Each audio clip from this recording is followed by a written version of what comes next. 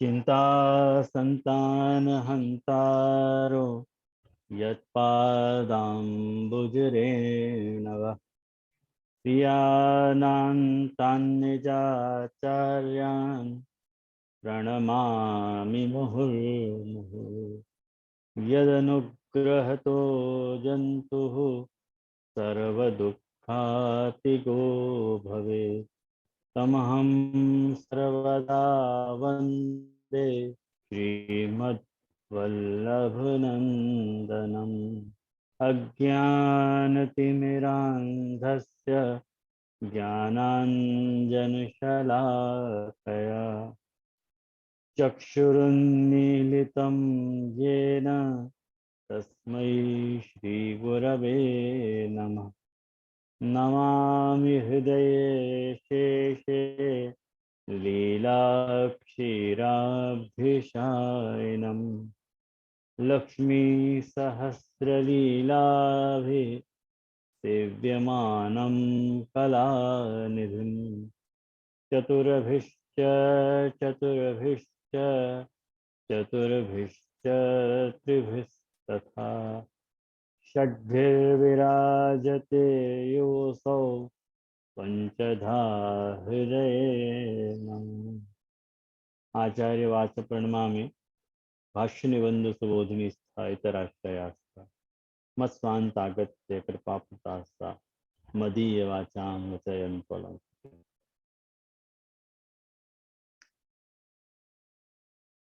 उपस्थित सभी वैष्णवन को सत्र में हार्दिक स्वागत करूं और जितने भी सत्रार्थी हैं उन सबन को आज के त्रिवेणी संगम वाले उत्सव की बहुत बहुत बधाई। और आज रघुनाथ जी को उत्सव है, गिरधर जी को उत्सव है, देव दिवाली है और तुलसी विवाह है। 3 की जगह मतलब 4 उत्सव में के लिए, तो 4 उत्सव एक साथ हैं, तो बहुत बहुत बधाई। खैर अपन अपने सत्र पे आवे, ग्रंथ पे आवे। आज अपन रघुनाथ जी की दीपिका वाले में रघुनाथ जी की दीपिका अपन देख रहे हैं और अपन 7वें श्लोक के पड़ाव तक पहुंचे हैं। और 7वें श्लोक में अपन देख सकते हैं कि भगवद इच्छातः प्राप्ते दुखे यथा अप्रतिकारः तद तथा तदिच्छा प्राप्ते स्वप्रयत्नं विनैव दुःख प्रतिकारेपि मम सुखम मास्तु इति बुद्ध्या दुःख अभाव संपादक हेतु निवृत्तौ आग्रह न कुर्यात्।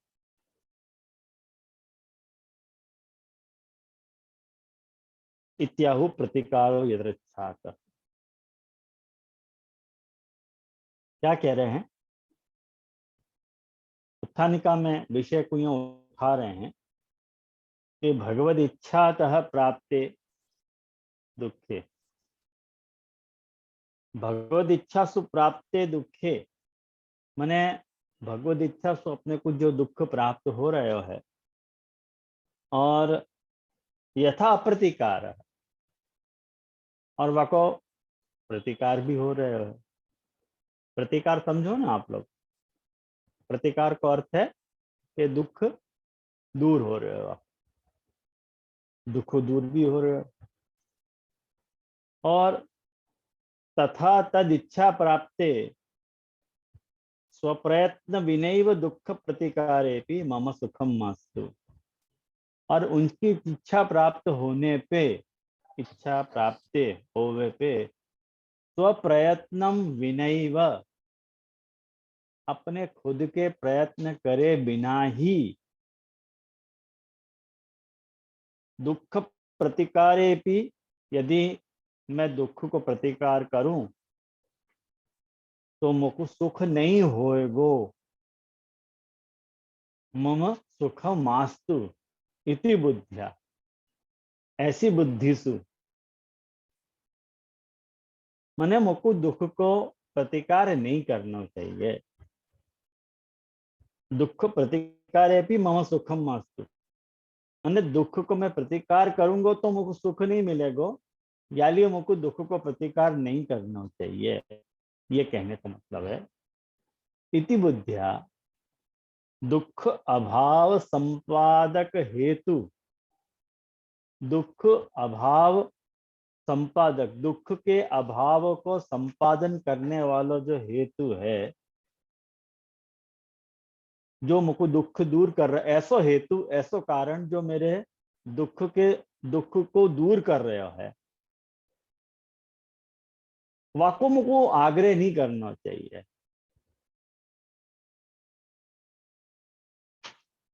मतलब मुझको दुख सहन नहीं करते जाना चाहिए, कहने का मतलब है।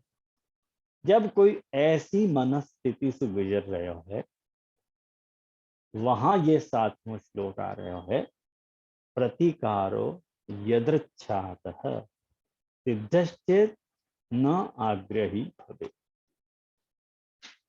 मुझको लगे आप लोगों को उत्थानी का ध्यान में आई होगी। हाँ, आई ना ध्यान में? तो पंक्ति का अनुवाद तो आप खैर, हाँ भाई बोल भाई। हाँ उमंग।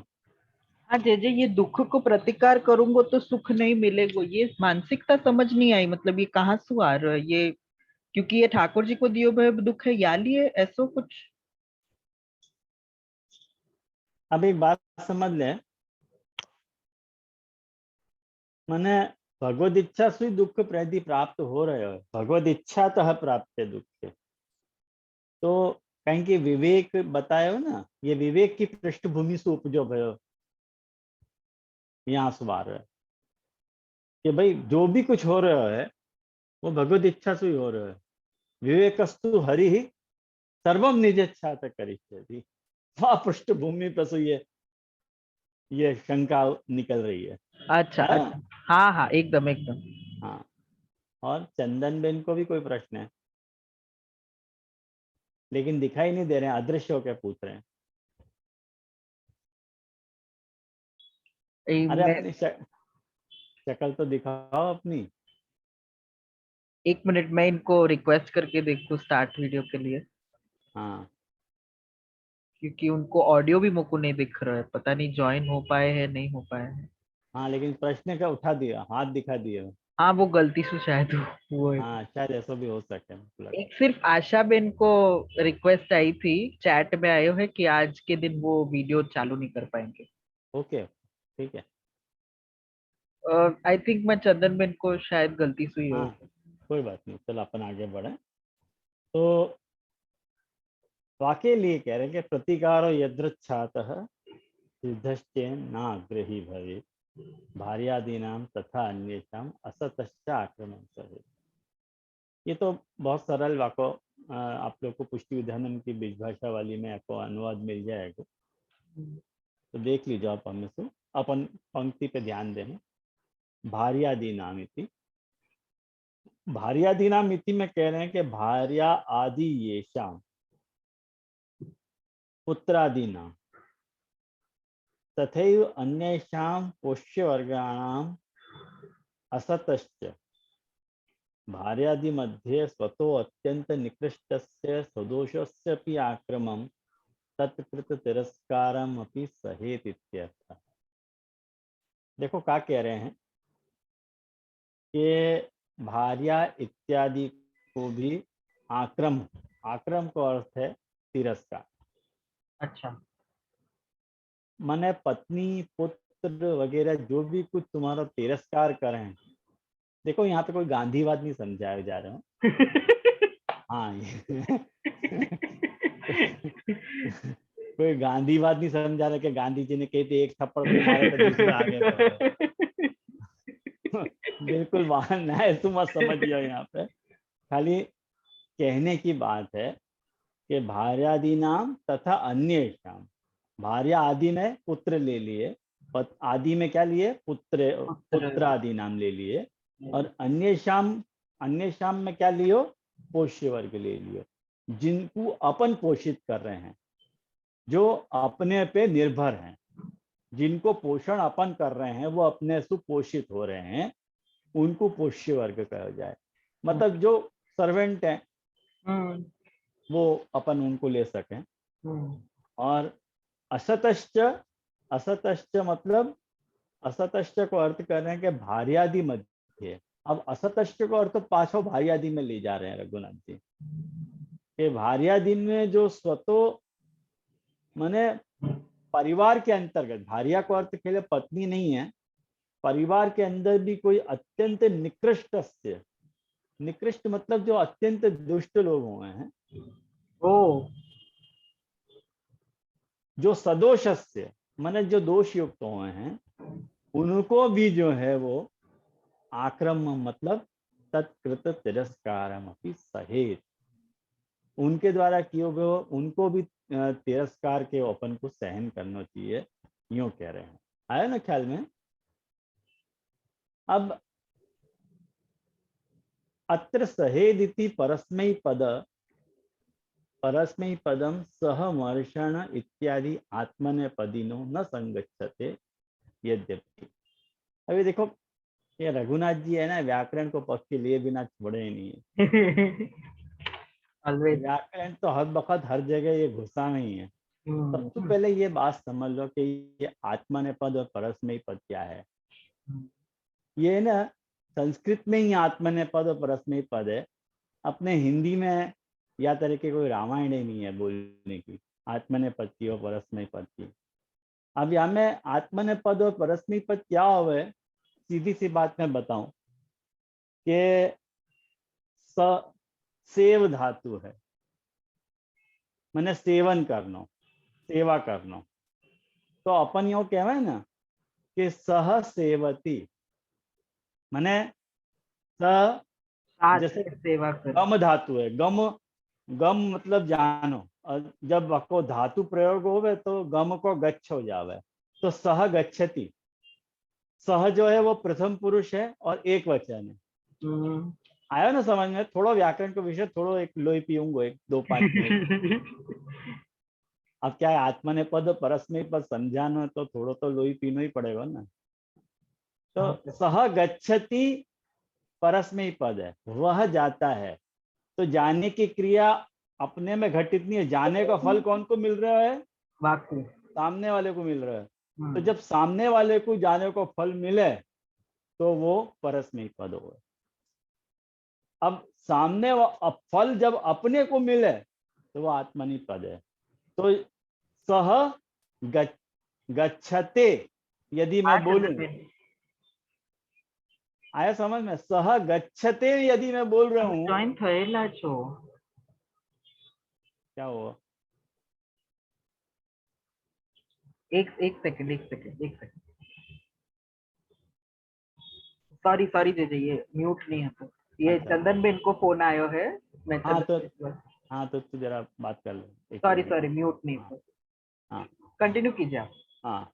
तो सह गच्छति परस्मै पद है, प्रथम पुरुष एक वचन। ये तो आपको मालूम है, इतना तो आप लोगों को मालूम पड़ती होगी कि प्रथम पुरुष, मध्यम पुरुष और उत्तम पुरुष, ऐसे 3 पुरुष हुए हैं। वो, तू और मैं जो है उत्तम पुरुष हूँ, और तू जो है वो मध्यम पुरुष है, और सामने वाले के लिए जब अपन बोल रहे हैं तो वो प्रथम पुरुष है। और जैसे पुरुष 3 हुए हैं, ऐसे वचन भी 3 हुए हैं, एक वचन, द्विवचन और बहुवचन। तो सह गच्छति, तौ गच्छतः और ते गच्छन्ति, वे दोनों जाते हैं और वे सब जाते हैं। तो वे दोनों जाते हैं तो तौ गच्छतः, और वे सब जाते हैं तो ते गच्छन्ति, वे सब जाते हैं। तो ये वचन को भेद हो गया। लेकिन प्रथम पुरुष एक वचन सह गच्छति, अब ये परस्मै पद है क्या आत्मने पद है? ये परस्मै पद है, क्योंकि जाने की क्रिया सामने वाले में घट रही हो रही, क्रिया का फल कौन को मिल रहा है? सामने वाले को। तो गच्छति जो है वो परस्मै पद है। लेकिन यह को आत्मने पद में यदि बोलना होगा ना तो गच्छते ऐसे बोलना पड़ेगा। अब आप लोगों को ये आश्चर्य होगा कि कभी ऐसा हो सके क्या कि क्रिया परस्मै माने क्रिया जो है प्रथम पुरुष में हो है, लेकिन वो आत्मा ने पद में चले। जैसे वो सेवा करता है, सह सेवती, बराबर। तो सेवा करने को फिर फल कौन को मिल रहे है? सेवा करने वाले को। तो सह सेवते ऐसे हो जाएगा, तो वो आत्मा ने पद हो जाएगा। आएगो, आयो समझ में? अब या तो ज्यादा और मीमांसा आत्मा ने पद की और परस्मै पद की नहीं हो सके, लेकिन अगर नहीं भी आया हो है ना, तो कहें कि सेवा तो वही कर रहे है, लेकिन सेवा को फल जो है, सेवा को फल वो जो करने वालों है, कर्ता वाकु मिल रहा है, तो वहां आत्मा ने पद लगाया हो। तो ऐसे ही कह रहे हैं कि सहेत सहन करना चाहिए, या में आत्मा ने पद तो हो ही नहीं सके ना, कि नहीं हो सके, कि नहीं हो सके बताओ। जब सहन करना कह रहे हैं तो वो परस्मै पद ही होएगा, आत्मा ने पद तो हो नहीं सके। तो वो कह रहे हैं अत्र सहेत इति परस्मै पदम सह मर्षण। मर्षण मतलब सहन करना। मर्षण जो धातु है वो सहन करने के अर्थ में मर्षण आवे। तो सह मर्षण इति आत्मने पदिनो न संगच्छते, ये आत्मनि पद में आपको कहें कि सहन, जाकू भी अपन सहन करने का उपदेश दे रहे हैं, वो सहन करने का फल कौन को मिल रहा है? तू सहन कर, सहन करना चाहिए। ऐसे अपन यदि कह रहे हैं कि सहन करना चाहिए, तो सहन करने को फल कौन को मिलेगा? सहन करने वाले को। तो आत्मा ने पद भयो के नहीं, लेकिन वो आत्मा ने पद न कह करके परस्मै पद यहाँ वापर्यो है। तथापि सहनम सह इति व्युत्पत्त्या अच प्रत्यय कृते पश्चात सह करोति, ये क्या आ गया? हाँ, पश्चात सह करोति इति आचरति इति वा परस्मै पदम किए। अब ऐसा है कि देखो प्रत्यय क्या होगा, सबसे पहले शॉर्ट में ऐसे समझो कि प्रत्यय क्या बला है। प्रत्यय अगर नोट्स बना रहे हो तो हमें लिख लो कि शब्द के अंत में जो जुड़ने वाला जो शब्दांश हो गए है, वाकु अपन प्रत्यय के ख्याल में आयो। जैसे गच्छ जो है धातु है, और वहां में ती प्रत्यय लगे हो तो गच्छति शब्द हो गया। आगे समझ में? हस धातु है, वहां में अंत में ती प्रत्यय जुड़ो तो हसती हो गयो। जैसे प्रथम पुरुष में ती आएगो, वैसे मध्यम पुरुष में सी आएगो, और उत्तम पुरुष में आमी आएगो। जैसे मैं बोलूंगा तो अहम गच्छामी बोलूंगा, वो जाता है तो स गच्छति बोलेंगे, और तू जाता है तो त्वम गच्छसी बोलेंगे, ऐसे आएगा। तो प्रत्यय क्या हुआ है कि शब्द के अंत में जुड़े है। उपसर्ग क्या हुआ है? वो शब्द के पहले जुड़े। ख्याल में आयो? शब्द के जो पहले जुड़े वाकु उपसर्ग के में, और शब्द के जो अंत में जुड़े वाकु अपन प्रत्यय के में। तो प्रत्यय दो प्रकार के हुए हैं। प्रत्यय दो प्रकार के हुए हैं। अगर नोट्स आप लोग बना रहे हो तो उन्हें कुछ प्रत्यय जो हैं वो धातु से जुड़े हैं, और कुछ प्रत्यय जो हैं वो शब्दन से जुड़े हैं। धातु मतलब क्रिया, वर्ब, को अपन क्रिया कह रहे हैं, वर्ब कह रहे हैं। आपने स्कूल डेज अब याद कर लो कि आप लोगों ने स्कूल डेज में व्याकरण पढ़ा होगा। कभी आपके व्याकरण के टीचर ने अपनों को माथा खाया होगा। थोड़ा बहुत माथा आज मैं भी खा रहा हूँ आप लोगों ने। तो जो धातु से जुड़े ना, वाकु कृत प्रत्यय कहा जाए, और जो शब्दन से जुड़े ना, वाकु तद्धित प्रत्यय कहा जाए। ख्याल में आयो? जो तद्धित प्रत्यय है वाकु तद्धितांत कहवे हैं, जो कृत प्रत्यय हो वाकु कृदंत कह। कृदंत और तद्धितांत ऐसे दो प्रकार के प्रत्यय हों। कृदंत प्रत्यय कौन से हों? जो धातु से जुड़े, जैसे हस है, पट है, लिख है, वध है, ये सब धातु हैं। हंसनो, लिखनो, पढ़नो, बोलनो, चलनो, ये सब धातुएं हैं। इनके साथ यदि प्रत्यय जुड़ रहे है तो वो कृदंत प्रत्यय है। और शब्दन के साथ, नाम के साथ, संज्ञा के साथ जब प्रत्यय जुड़े तो वाकु अपन तद्धितांत प्रत्यय कहें। जैसे एक मैं आपको उदाहरण के लिए आपको एक बात बताऊं। जैसे मैं आपके साथ शेयर स्क्रीन करके आपको दिखा रहा हूं। आपको दिख रहा है यहाँ पे? हाँ जी दिख रहा है। जी जी जी। अब हमें आप देखो कि शिव है,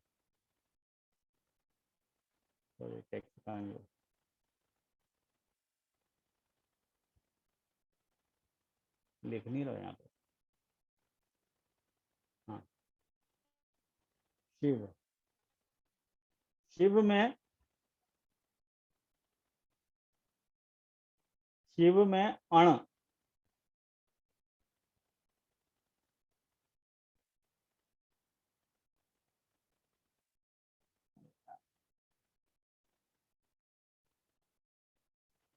ये जो अण प्रत्यय है ना, नाम काय के साथ जोड़ो, देखो शिव के साथ अण जोड़ो, अण प्रत्यय है, तो वो क्या होएगा? शैव हो जाएगा।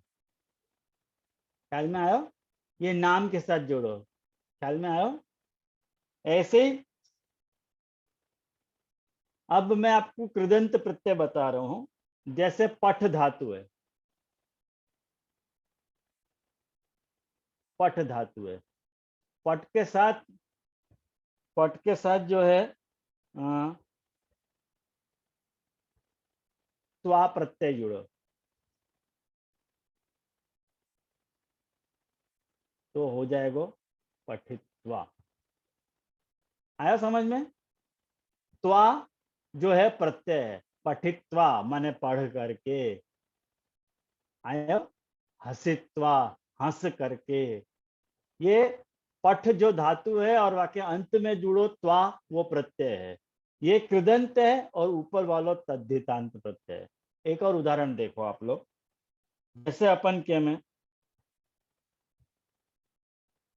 व्याकरण, और व्याकरण में अण प्रत्यय लगो तो क्या बनो?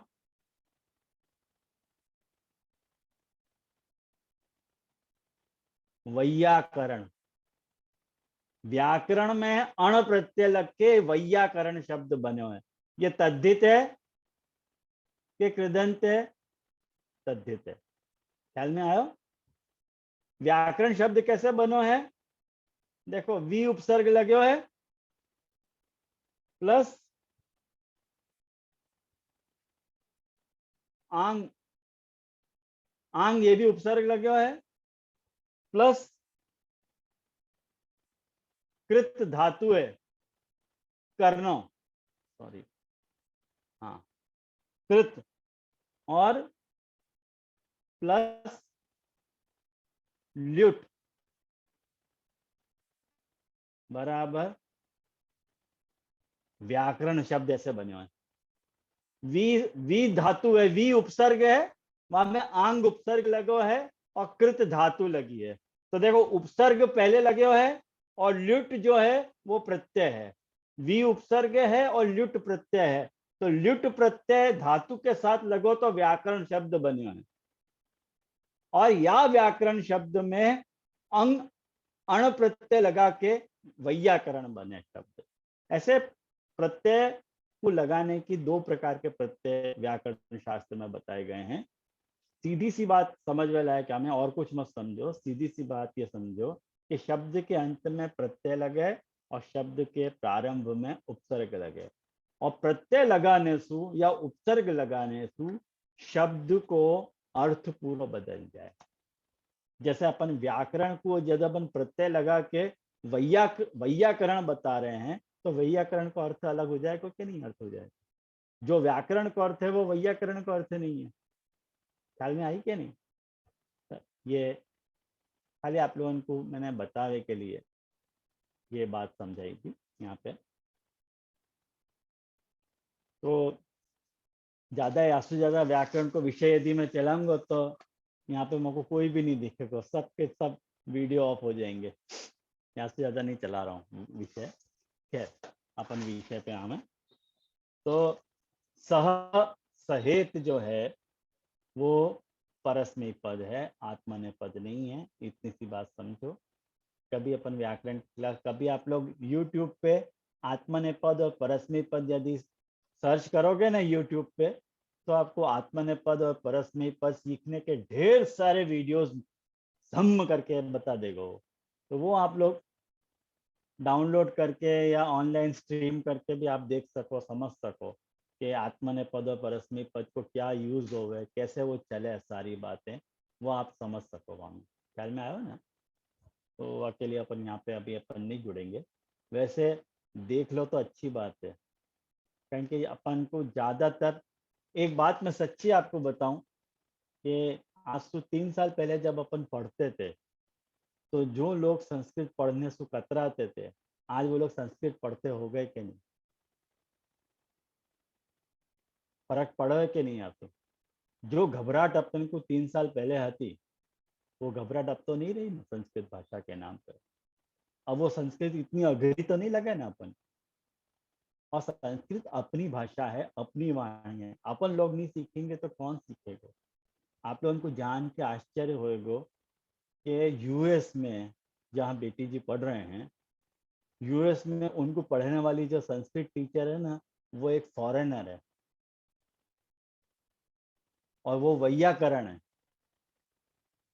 वो व्याकरणकार है। आप सोचो, जो म्लेच्छ माने जो जाकी भाषा म्लेच्छ है, जाकी आंग्ल भाषा है, जाकी भाषा अंग्रेजी है, वो संस्कृत में लेक्चर ले रही है और वो व्याकरण सिखा रही है, वो भी इंग्लिश में व्याकरण सिखा रही है। आप सोचो क्या क्या अपने भाषा को सौष्ठव होएगा। संस्कृत भाषा को सौष्ठव क्या है? अपन वह भाषा के सौष्ठव को नहीं पहचान पा रहे हैं, वहाँ की सुंदरता को, वहाँ के महत्व को अपन पहचान नहीं पा रहे हैं। अपन की जरा सी कोई कठिन पंक्ति आ जाए ना, तो अपने राम बोल जाए, करे रे रे ये नहीं, या को मिस करो, या को ओमिट करो, या को आगे चलो। और बाहर के लोग अपनी भाषा पढ़ रहे हैं। तो ये कौन है? तो जाने हाथ उठाया, कौन है? जय जय दंडवत प्रणाम। हाँ, आपको नाम नहीं दिख रहे। ओ, मेरा नाम निशा है। अच्छा, हाँ मैं नाम चेंज कर लूंगी। वो संस्कृत की टीचर, वो प्रोफेसर है ना, वो प्रकृति राजा के। हाँ। हम उनसे मिले हैं प्रकृति राजा के साथ। अच्छा अच्छा अच्छा अच्छा, अरे भाई वाह। अच्छा, निशा बेन हो आप? हाँ, निशा अच्छा बेन। अच्छा, तो पहचान गई। अच्छा अच्छा अच्छा, वाह भाई। दंडवत प्रणाम। हाँ, हाँ। और तो रिकॉर्डिंग लिंक भी भेज देना, क्योंकि सुबह, यहाँ सुबह का टाइम है ना, तो फिर हमको इतना ज्यादा वो टाइम नहीं मिलते सुनने का सुबह में। अरे निशा बेन, यहाँ की रिकॉर्डिंग लिंक तो अपलोड हो ही है, अच्छा, भेज दी जाएगी ओके। वैसे। आप तो ग्रुप में ही हो ना, तो ग्रुप में ही आवे आके रिकॉर्डिंग। हाँ ये हाँ दे, हाँ ये देखो, आपको उमंग दिख रहा है, उमंग शिरोधार्य, हाँ वो को हाँ, होस्ट है और वही सबको लिंक फॉरवर्ड करे। ओके हाँ हाँ, ओके, धन्यवाद। हाँ। तो ये अपन ने ये देखो, अपन ने रघुनाथ जी की टीका को अर्थ भार्यादि नाम, अरे प्रतिकारो यदृच्छात सिद्ध चेत नाग्रही। अच्छा, ओवरऑल श्लोक में ऐसा कह रहे हैं कि प्रतिकारो यदृच्छात सिद्धश्चेत न आग्रही भवे।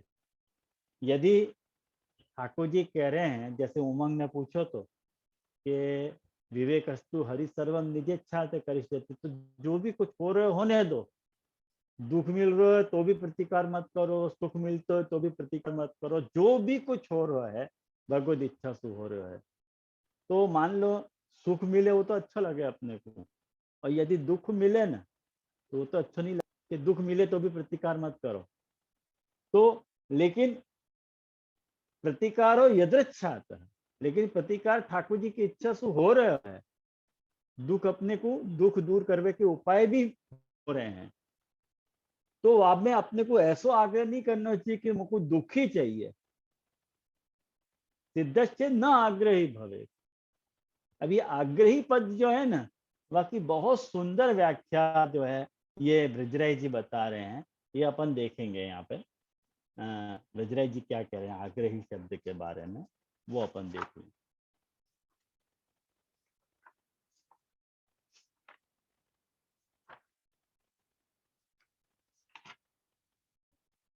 अतः परम यदृच्छातः प्रतिकार उपस्थितौ यदि सहन आग्रह तदा विवेक हानि आज्ञा भंगश्च।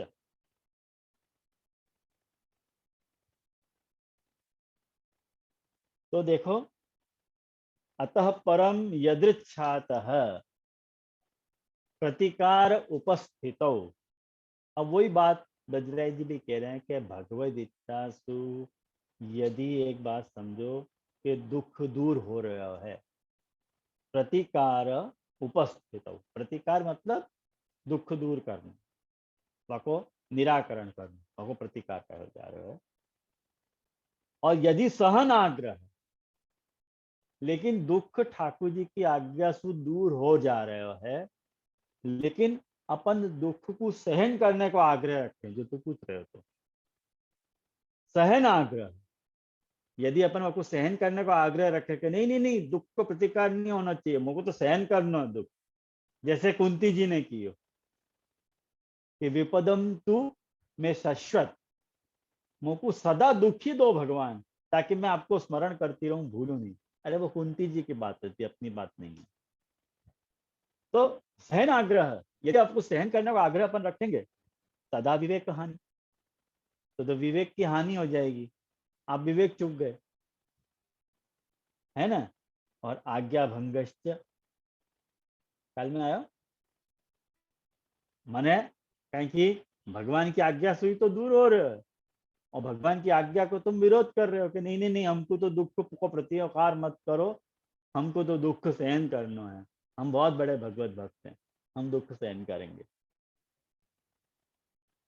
और यदि चलो कोई बात नहीं, रिवर्स स्थिति में चले जाएं अपन, यदि तुष्टिकत्व, चुपचाप बैठे रहे अपन, तूष्णी मतलब चुपचाप बैठ जाना, तदा दुख निवृत्ति असहन अभावेन धैर्य हानि।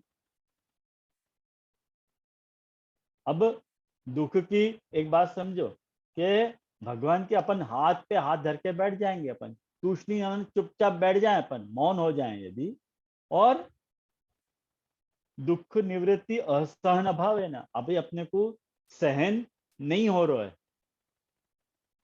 अपने को चुपचाप बैठ के बावजूद भी अपनो दुख दूर नहीं हो रहा है, और वासु क्या हो रहा है, धैर्य हानि। पहले में क्या हो रही थी, विवेक की हानि हो रही थी, अब धैर्य की हानि हो रही है, और आज्ञा भंगश्च, वापस आज्ञा भंग हो रही है। तो उभयतः पाशायाम, तो दोनों तरफ से रस्सी से अपन बंध गए, क्या करें, पाशायाम रज्जो समाधानार्थम आहु प्रतिकार इत्यादि। को प्रतिकार बता रहे हैं कि प्रतिकारो यदृच्छात सिद्धश्चेत न आग्रही भवे भार्यादीनाम तथा अन्येषाम असतश्च आक्रमण सहे। यदृच्छा मतलब, तो कह रहे हैं भगवद इच्छा। यदृच्छा का अर्थ क्या ले रहे हैं, भगवद इच्छा ले रहे हैं। स्वकृत उपायम विना, अपन दूर नहीं कर रहे हैं, स्वकृतम उपायम बिना भगवद इच्छा से दुख को प्रतिकार हो रहा है। तो आग्रह इति निंदायाम, अब देखो बड़ो आग्रह को शब्द जो है वो निंदा में लिया है, आग्रह इति निंदायाम। अब निंदायाम क्यों, वैसे आग्रही शब्द जो है या में भूमि, निंदा, प्रशंसा, नित्य योग, अतिशायन, संसर्ग, इन सब अर्थन की जब विवक्षा होवे तो मतुब प्रत्यय लगे। यही लिए मैंने आपको प्रत्यय समझाया आज, कहें कि ब्रजराज जी भी प्रत्यय लेके आ रहे हैं और रघुनाथ जी भी प्रत्यय को संदर्भ लेके आ रहे हैं। मतुब प्रत्यय क्या होवे मालूम है? मतुब प्रत्यय क्या होवे कि जहां कोई गुण के अर्थ में प्रत्यय लगे। जैसे गुण शब्द, गुण जो है वो नाम है और वहां में वान लग जाए तो गुणवान, धैर्यवान, शक्तिमान, ऐसे मान वान ये सब शब्द बने ना, वो मतुब प्रत्यय लगाने स्वर के अर्थ में बने। ऐसे ही जो आग्रही शब्द जो है ना, वो मतुब प्रत्यय लगाने से आग्रही शब्द बने है। लेकिन आग्रह शब्द जो है कौन से अर्थ में आवे कि जहां गुण के संदर्भ में, माने भूमि के अर्थ में मुत प्रत्यय आवे, निंदा के अर्थ में मतुब प्रत्यय आवे, प्रशंसा के अर्थ में मतुब प्रत्यय आवे है। ये आप YouTube पे वीडियो सर्च करियो मतुब प्रत्यय, तो मतुब प्रत्यय पे आपको ढेर सारे वीडियोस मिल जाएंगे, सब अपने अपने मतुब प्रत्यय समझा रहे हैं कि मतुब प्रत्यय होवे क्या है। आप लोग देख लीजिए। या लिए मैं यहाँ ज्यादा बाकी मीमांसा नहीं कर रहा हूँ। कहने का अर्थ क्या है कि जैसे अपन यो कहो ना कि आग्रह मत करो, न आग्रही भवे। जनरली आग्रह शब्द अपन स्तुति के अर्थ में लेना चाहिए, हर बात को आग्रह रखना चाहिए। जैसे धर्मम चर, धर्म को आचरण करो, तो धर्म के आचरण को अपने को आग्रह रखना चाहिए। अपन यूं थोड़ी कहेंगे कि धर्म को अनाग्रही बन जाना चाहिए, यूं थोड़ी कहेंगे। सत्यम वद, सत्य बोलो, तो सत्य बोलने को आग्रह रखना चाहिए। लेकिन यहाँ महाप्रभु जी कह रहे हैं कि न आग्रही भवे, आग्रह मन नहीं रखना चाहिए। काय को आग्रह नहीं रखना चाहिए? दुख को सहन करने को। तो यहाँ जो दुख को सहन करने को आग्रह मत रखो, ये स्तुति के अर्थ में नहीं है, निंदा के अर्थ में है। भाई अपन यो कह रहे कि भाई बहुत आग्रही मत बनो, आग्रही मत बनो, मत बहुत ज्यादा ऐसे मत बोलो कि मुझको दुख सहन करना है, यूं कहने का मतलब है। आप लोगों को आई कि नहीं बात समझ में, कि ऊपर से जा रही है आज बात? आ रही है ना? बस। तो जिनको नहीं आ रही है वो रिकॉर्डिंग वापस सुन लीजिए वापस, तो आप लोगों को शायद एक दो बार सुनोगे तो आ जाएगी। तथा च भगवद इच्छया सिद्धे प्रतिकारे निंदित आग्रहवान न भवे। निंदित आग्रहवान माने स्तुत्य आग्रहवान नहीं, निंदित आग्रहवान। देखो आग्रही शब्द जो है निंदा के अर्थ में भी वापराया जाए और स्तुति के अर्थ में भी वापराया, जैसे मैंने अभी आपको बताया कि बहुत ज्यादा आग्रह मत रखो, है ना। जैसे अपन ये ना बहुत ज्यादा सिद्धांत पालने को आग्रह मत रखो, यूं भी बोले ना। जो हवेलीवादी अपन बोले बहुत ज्यादा सिद्धांत पालने का आग्रह मत रखो, वो हमें थोड़ी छूट छाट चले, ऐसे मत करो। अरे इतना ज्यादा कोई आग्रह रखने की जरूरत नहीं है। तो वो आग्रह निंदा के अर्थ में आयो कि स्तुति के अर्थ में आयो? निंदा के अर्थ में आयो। वहां निंदा के अर्थ में बल्कि आग्रह मत रखो। और अपन कह रहे हैं कि नहीं सिद्धांत पालने को आग्रह रखो, तो अपन निंदा के अर्थ में नहीं कह रहे हैं, अपन स्तुति के अर्थ में बोल रहे हैं। अब देखो एक ही आग्रह शब्द है, लेकिन वहां को स्तुत्य परक और निंदी परक दोनों अर्थ हो सकते हैं। ख्याल में आया ना? ये ऐसा अर्थ है। एक बार हमारी अब भी परदेश की बात बताऊं मैं आपको। एक जगह आता हूँ मैं हैदराबाद में, वहां पे एक वैष्णव ने मुझको कोट करके पूछ लियो कि भाई अपन क्या है ना मंदिर में नहीं जाना चाहिए, मंदिर में दर्शन करने नहीं जाना चाहिए, घर पे सेवा को आग्रह रखो, घर के ठाकुर जी को आग्रह रखो। तो गोपीनाथ जी ने लिखा है कि मंदिर में जाना चाहिए, समंदिरम। अगर गोपीनाथ जी ने लिखा तो आपने कैसे कह दियो? देखो बात सही है, मंदिर को अर्थ क्या हो है? मंदिर को अर्थ मंदिर नहीं हो है। आज अपन मंदिर को अर्थ गलत शब्द में समझ गए। मंदिर को अर्थ घर हो है। मंदिर को अर्थ कोई देवालय नहीं होवे। जैसे आरोग्य मंदिर कहवे के नहीं, आरोग्य मंदिर का आरोग्य को देवालय, आरोग्य मंदिर मतलब हॉस्पिटल। अब जैसे अपन कहें विद्या मंदिर, विद्या मंदिर का विद्या को देवालय, विद्या मंदिर का अर्थ होवे स्कूल, विद्यालय।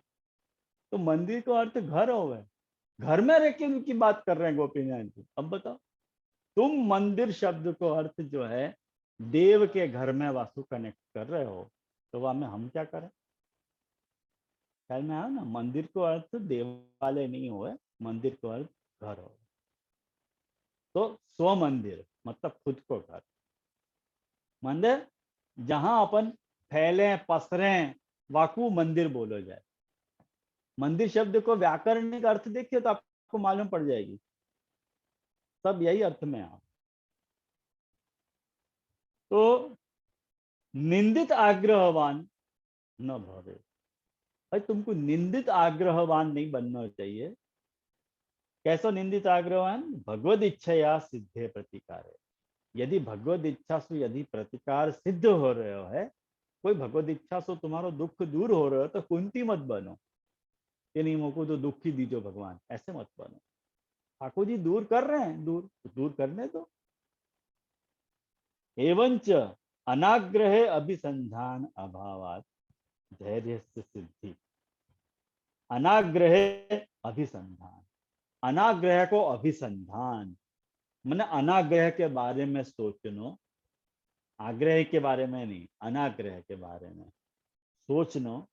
और अभिसंधान अभावात धैर्य सिद्धि, तो धैर्य की तुम्हारी सिद्धि होगी।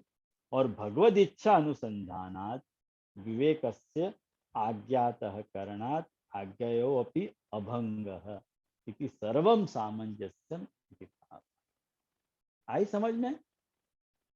ये दो बात होगी, धैर्य भी तुम्हारा सिद्ध हो जाएगा और भगवद आज्ञा से जो है तुमको भगवद आज्ञा को पालन भी हो जाएगा, दोनों बात एक साथ हो जाएगी। तो ये धैर्य को पहलो लक्षण बताया, अनाग्रह। अनाग्रह सहन, त्याग और असामर्थ्य भावना, ये धैर्य के चार स्वरूप यहाँ बताए जाएंगे। वहां में पहलो धैर्य को स्वरूप अनाग्रह है। ये बात अपने को आज अपन ने देखी, अनाग्रह वाली। तो बिजराई जी वालों भी अपन ने पोर्शन आज पूरा कर लियो? नहीं, अभी बाकी है क्या? नहीं, अभी बाकी है। ये बिजराई जी थोड़े थोड़ी है, मैं समझो कि पूरा हो गया। यद्वा एवं योज्यम, हाँ ये लोटी भेज दीजिए, हमको जल देना तो को पुण्य कमा ले। थोड़ा गरम जल रही है ना? हाँ लिया।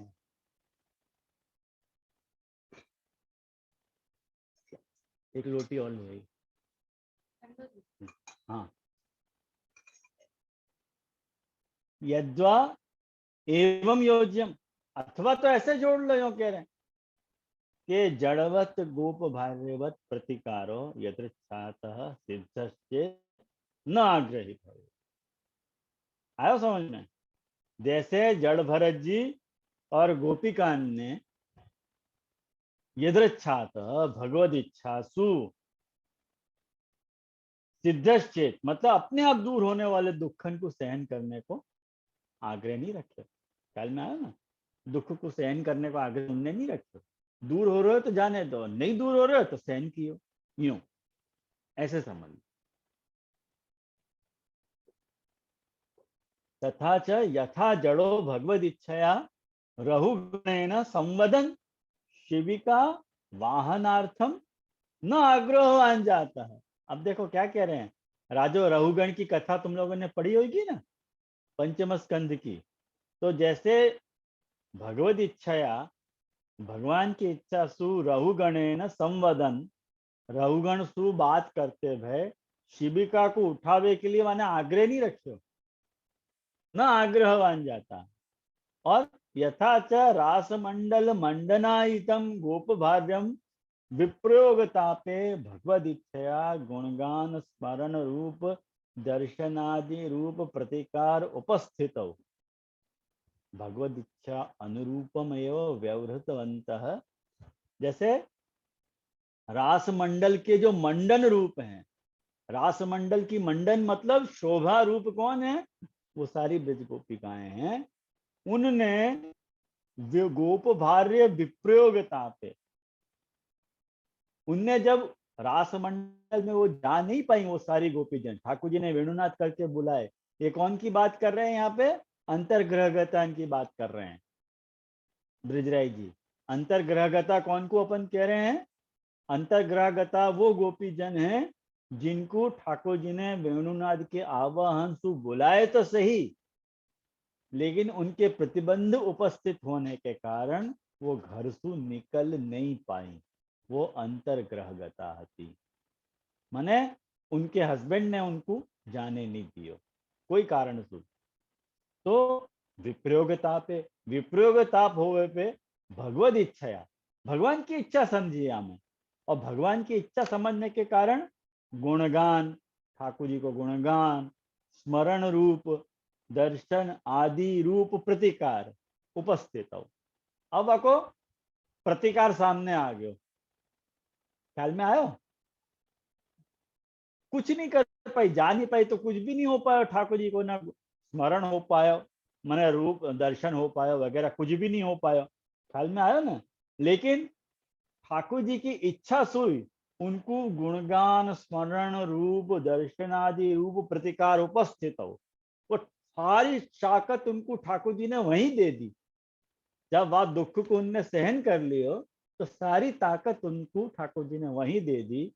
तो भगवद इच्छानुरूप में वो व्यवहृत बनता है, भगवद इच्छा के रूप ही हूँ ने व्यवहार वातर को कियो।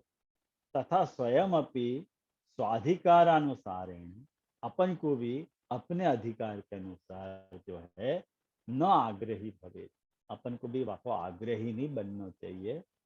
तत्समूहस्य अनाग्रहोपि श्रीमद् आचार्य ही गत्या ललितयोदारे इत्यस्य आभासे यदा पुनः इति आरभ्य स्वयं आविर्भूत इत्यन्तेन स्वधृता सव इत्यत्र त्वदर्थम एव इत्यारभ्य तदैव त्यक्षन्ति इति अनेन दुस्त्यज तत्कथार्थः इत्यत्र च स्फुटीकृतः। एक बात समझो,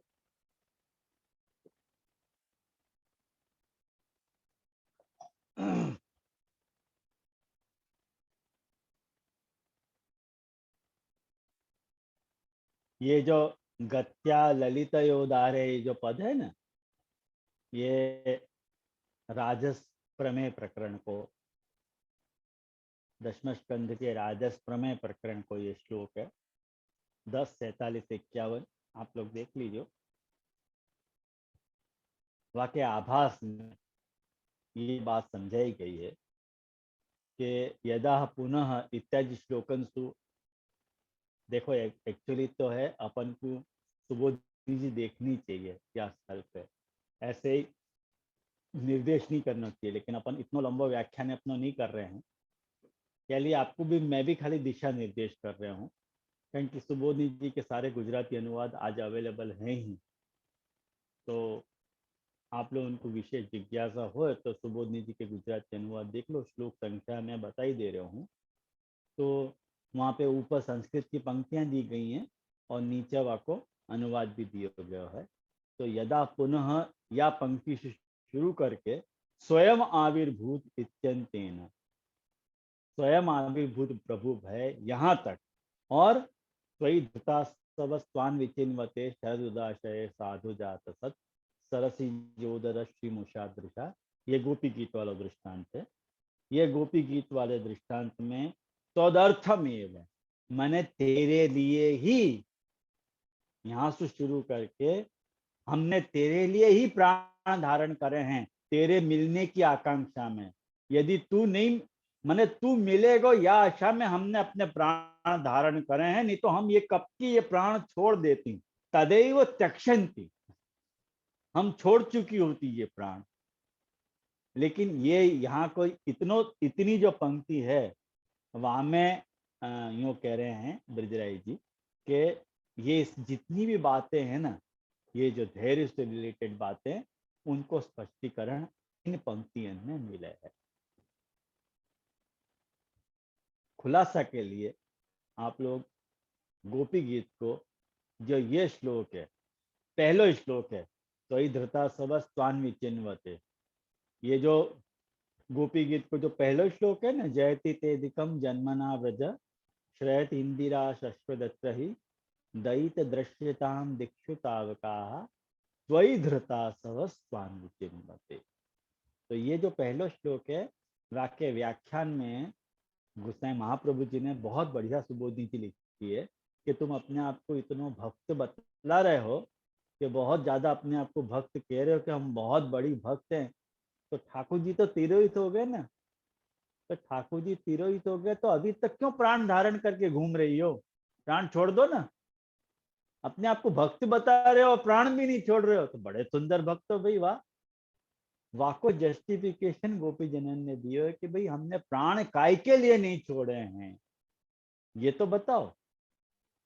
हमने प्राण या लिए नहीं छोड़े हैं, वाको पूरा जस्टिफिकेशन गोपी जनन ने दिया है। तो कभी उन पंक्तियन को पढ़ियो, उन पंक्तियन में वो जो वहां पे भी धैर्य की बात आई, कारण कि वो आदि दैविक दुख है ना, वहां पे भी गोपी जनन ने वो दुखन को सहन किया, वह दुख को, कि ठाकुर जी एक बार जो तिरोहित हो गए। मैंने यह विषय को एट लेंथ जो है अपने नाम रत्ना के स्तोत्र की क्लास में बहुत डिस्कस किया है या पॉइंट को। तो जिनको भी विशेष जिज्ञासा हो तो मेरे पुष्टि परिसर में मैंने नाम रत्ना के स्तोत्र के सारे प्रवचन अपलोड करे हैं। वहां से जो है वो भक्त रक्षैक दक्ष नाम जो है, भक्त रक्षैक और भक्त रत्न परीक्षक का नाम जो है, इन दो नामन पे मैंने या को विशेष रूप से समझाया, तो आप लोग वहां देख लीजिए।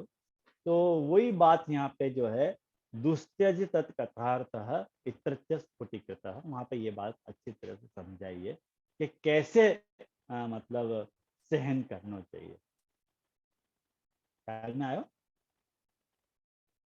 तो बाकी बात सिद्धश्चेत, सिद्धश्चेत जो बता रहे हैं ना, चेद इति अनेन ताद्रक तापे शीघ्रम स्वाश्रयम दातुम प्रभुरेवं प्रतिकारम संपादयति। मतलब जब ठाकुर जी की इच्छा से प्रतिकार कियो जा रहे है, और वो ठाकुर जी के द्वारा कियो गयो प्रतिकार यदि सिद्ध हो जा रहे है, तो वासु ये पता चल रहा है कि चेद इति अनेन ताद्रग तापे, ऐसो ताप यदि अपनो है, ताद्रग तापे शीघ्रम स्वाश्रयम दातुम प्रभुरेव प्रतिकारम संपादयति।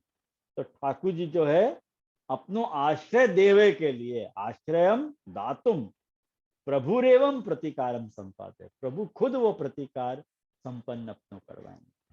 अपनो ऐसा ताप है का? यूं गोपी जनन के जैसा ताप अपने को होना चाहिए। यूं मने विवेक भी होना चाहिए और साथ ही साथ वह प्रकार को धैर्य भी होना चाहिए। यूं कहने को मतलब न संपादयति इति चेत इति स्वयं तदर्थम न यते। और यदि ठाकुर जी मान लो कोई कारण से अपने को वह दुख को प्रतिकार नहीं कर रहे हैं, तो जीव को खुद से जो है कोई प्रयास नहीं करना चाहिए। तदर्थम न यते, वाक्य लिए कोई यत्न नहीं करना चाहिए। तथा सती प्रभो अनभिप्रेतत्वेन कोपाद वैपरीत्याद आपत्ति इत्यपि सूच्यते। यदि मान लो ठाकुर जी की इच्छा नहीं है वो दुख को प्रतिकार करने की, और अपन अपनी तरफ से वो दुख को दूर करने का उपाय कर रहे हैं, तो वो आपत्ति भी खड़ी हो सके, प्रभु को क्रोध भी आ सके। या लिए ऐसी सब बातें भी सूच हो गए, माने ऐसी सब बातें भी यहाँ पे हो रही है। और अतः परम कायिक रक्षा साधनम उपदिशन्ति भार्या इत्यादि।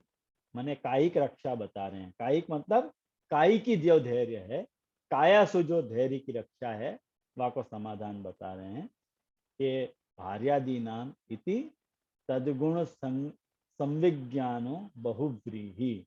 अब देखो फिर से ये व्याकरण पक्ष ले आए। अब ये बहुव्रीहि समास है। बहुव्रीहि समास क्या हुआ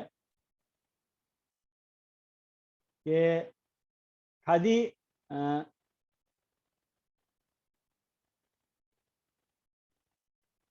जैसे अपन कहवा ना कि पद्म है नाभि में जाके, पद्मनाभ, ये बहुव्रीहि समास है।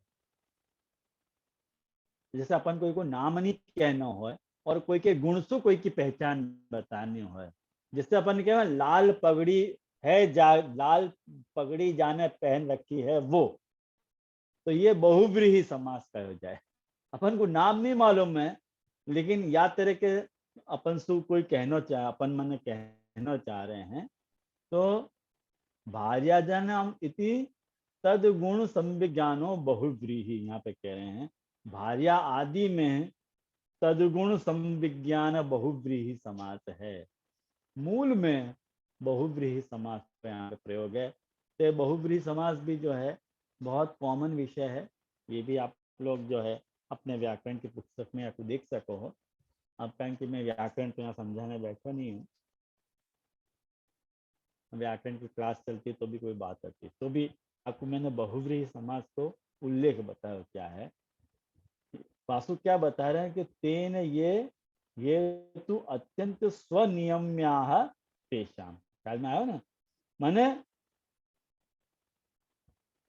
भार्यादि नाम का अर्थ बता रहे हैं कि ये तो अत्यंत स्वनियम्या, जिनके ऊपर अपनो खुद कंट्रोल है, उनकी बात न कर पाए। सबके ऊपर अपना कंट्रोल नहीं है। भार्या आदि आदमी के भार्या आदि और सबन के ऊपर अपना कंट्रोल है कि अपनी हुकूमत का, जैसे पत्नी की हुकूमत जो है वो पति पे ही तो चले ना, और तो कहीं चले नहीं, और पति की हुकूमत पत्नी पे ही चले और कहीं चले नहीं। ऐसे या ढंग से जिनके ऊपर अपना पूर्ण अधिकार है और जिनके ऊपर अपना पूर्ण नियंत्रण है, वो भी यदि अपन के ऊपर कुछ आक्रमण कर रहे हैं तो वाकु भी सहन करना। क्या धैर्य की हाइट बताइए, यूं कह रहे। नहीं तो जिनके ऊपर अपना पूरा नियंत्रण है, वहां तो धैर्य होने को कोई प्रश्न ही नहीं उठे ना, लेकिन वहां पे भी धैर्य रखना। तो अन्येषाम विभक्ता विभक्त बांधवादीनाम उदासीनाश्च असतो दुर्जनस्य दुस्सहम इमं मन्ये आत्मन्य असद क्रमम असद आक्रमम इति वाक्यात् दुस्सहत्वात् पृथग अग्निर्देशः एतेषाम आक्रमम तिरस्कारम सहे। मैंने कुल मिला के बात जो रघुनाथ जी ने अपनी दीपिका में बताई थी, वो की वही बात को यहाँ रिपीटेशन वृजराय जी वही तरह से कर रहे हैं, और कोई ऐसी बात नहीं कर रहे हैं कि जो अलग बात हो। या लिए मैं आपको कोई बात समझा रहा हूँ यहाँ। तो आक्रम पदस्य योगेन पाद प्रहार पर्यंत का बोध्य थे। ओ हो, हे भगवान। आक्रम को अर्थ कह रहे हैं कि पैर सु लात पद प्रहार पर्यंतता बोध्य थे। आक्रम मतलब तिरस्कार, या तक को कि पैर से अपने को लात मार दे ना तो भी आपको सहन करना। यूं क्या हाइट है, हाइट है। पता नहीं ऐसा धैर्य तो आ सके कि नहीं अपने में, पता नहीं। अपने को खाली कोई उंगली भी उठा दे ना कि तो ही अपने को जो है अपना जो है भौएं तन जाए अपनी, और वहां में पैर से लात मारने की बात तो बहुत दूर है, बहुत मुश्किल है। ये प्रभु कृपा से या प्रकार को धैर्य आ सके, अन्यथा नहीं आ सके। हाँ वैष्णव, ये सहेद इति अनुदात्ते तु अलक्षणस्य आत्मनेपदस्य नित्यत्वात् परस्मैपदम। ये फिर आत्मनेपद और परस्मैपद की व्याख्या लेके आए हैं यहाँ पे, तो बेटर मैं आपको ड्रॉप कर रहा हूँ। कहीं कि या मैं आपको पढ़ तो कुछ पड़ेगा नहीं और अपना समय वहाँ में चलो जाएगा। लेकिन कहने की बात है, ये है परस्मयी पद जो है, ये सहन करना चाहिए, दूसरे को देना, लोट लगा रहे आज्ञा तक सहेत, सहन करता है नहीं, सहन करना चाहिए, यूं कहें सहती नहीं सहेत, ऐसे आज्ञा। तो ब्रह्मचारी प्रवृत्ति नाम अन्येषां एकाकीनानां भार्यादि अभावात् बंधु बंध्व अभावाच्च तृतीय निर्देश। एक बात समझो कि मैंने जो ब्रह्मचारी व्यक्ति हूं मैं, ब्रह्मचारी प्रवृत्ति नाम अन्येषाम एकाकी नाम से, मैंने जो ब्रह्मचारी व्यक्ति जो अकेले रहते हो, उनको पत्नी पुत्र तो हों ही नहीं बेचारे, इनके कहीं के जो कुंवारे हों तो उनके भी बंधु बांधव तो हों ही नहीं। तो सबके लिए जो है यहाँ पे, सबको यहाँ पे समझ लेना चाहिए, मैंने गृहस्थ वाले इनको भी समझना चाहिए और जिनको संसार है उनके लिए भी ये बात समझनी चाहिए। सबको यहाँ पे जो है सहेत शब्द से ले लेना चाहिए। तेषां सेवा प्रतिकूलत्वे त्याग रूपमेव सहनम, स्वविवेक मात्र प्रतिकूल्ये च तद अप्रतिकारेण तिरस्कार मर्षणमेव सहनम तद आचरेत इत्यर्थः। मैंने यहाँ पे वही बात यहाँ समझा रहे हैं कि ऐसे व्यक्तियों के लिए, मैंने ऐसे व्यक्तियों के लिए आचार्य चरण ने अन्य शाम ये पद समझाया है। मैंने पत्नी पुत्र आदि परिवार जनन के अलावा दूसरे भी जो हैं व्यक्तियों को जो भी है वो तिरस्कार जो है, अपमान जो है वो सहन करना चाहिए, ये अर्थ है यहाँ पे। और यदि वो लोग सेवा में प्रतिबंधक होते हों तो उनको त्याग कर देना चाहिए, ये बात है। और यह विषय को तो अपन पहले भी बहुत बार देख चुके हैं। भार्यादि अनुकूल कार्य भगवत क्रियम उदासीन स्वयं कुर्यात् प्रतिकूले ग्रहण त्यजेत, यह विषय को तो अपन बहुत बार देख चुके हैं। तो अत्र उपायो निबंधः उपदिष्टः सर्वं सहेत परुषम सर्वेषां कृष्ण भावनात् इति। ये सर्वम सहेत परुषम जो है वो सर्वनिर्णय प्रकरण की कारिका है, 200 जो है वो 235वीं कारिका है। इति एतद अंतस्थित कृष्ण एव अस्मान उपदिशति इति च व्याख्यातम। माने ठाकुर जी ही मुझको या प्रकार की आज्ञा कर रहे हैं, बहिर्मुख होके मुझको नहीं रहना चाहिए, या प्रकार से मन में अपने को समझ लेना चाहिए। तो या प्रकार से व्याख्या ये कियो है। तो ये अपन ने या तरह से 7वां श्लोक अपन ने देख लियो, ब्रजराज जी की टीका को भी और रघुनाथ जी की टीका को भी। आज थोड़ी अपन ने गाड़ी दौड़ाई है, कहीं के बीच में थोड़ा व्याकरण के पक्ष आए या लिए उनको मैंने ड्रॉप किया, नहीं तो ये 7वां श्लोक आज पूरा नहीं होता। खैर, और याले भी ड्रॉप कियो के रघुनाथ जी और ब्रजराज जी दोनों एक ही बात कह रहे हैं, ज़्यादा कुछ खास फर्क नहीं है। वो घुमा फिरा के दूसरे ढंग से ब्रजराज जी वो ही बात बता रहे हैं। कुछ नई बात होती तो मैं जरा पॉइंट आपको करके बता, तो भी बात वो की वही है। तो मुझको लगे आज अपन यहाँ रखें और 7 श्लोक पूरे भय, और धैर्य को जो दूसरो धैर्य है वो अपन आवती क्लास में देखेंगे। तो तब तक के लिए अपन यहाँ कोई प्रश्न जरूर पूछे। विजय प्रश्न। हाँ बोलो सुनील भाई। ભગવદ ઈચ્છાથી પ્રતિકાર મળે, ભગવદ ઈચ્છા છે એમ કેમ ખબર પડે? मेरी आवाज आ रही है? दंडोत प्रणाम। हाँ हाँ, नहीं आ रही है। प्रश्न बहुत गंभीर है ना आपको, इसलिए सोच रहा हूँ। कोई ट्राई करेगा या कोई जवाब देने को? आनंद जी करेंगे।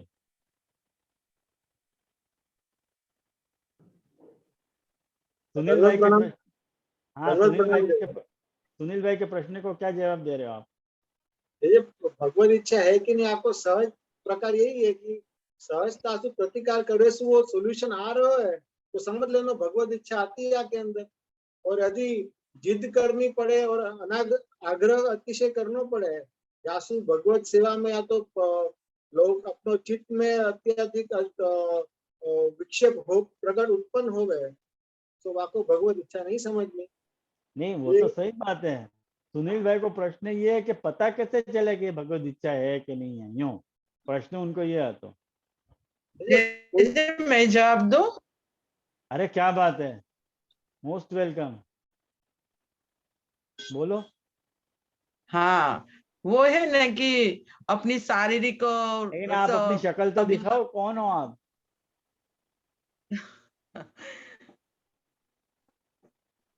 आप कौन हो यही भी हमको पता नहीं है, क्या आकाशवाणी हो रही है? हाँ बोलो, खैर जाने दो, आपकी इच्छा, बोलो बोलो।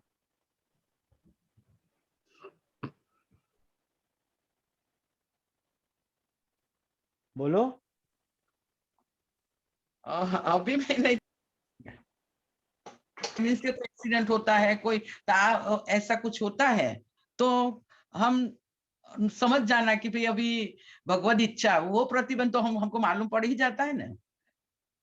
वो सूतक जैसी और पितृ जैसी बात वो तो टेम्पररी है, लेकिन कोई रोग ऐसा परमानेंट आ गया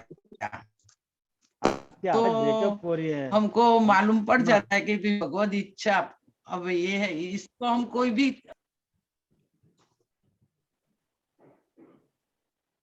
आपकी आवाज है ना स्पष्ट नहीं है, ब्रेकअप हो रही है, कोई बात नहीं। सुनील भाई को कितना समझ में आया पता नहीं। वो जे वो शिकागो से है। अच्छा उसका अच्छा नाम मीना परीख है। वो प्रकृति राजा अच्छा। हाँ मीनाबेन, તમારો અવાજ થોડો બ્રેક થાય છે।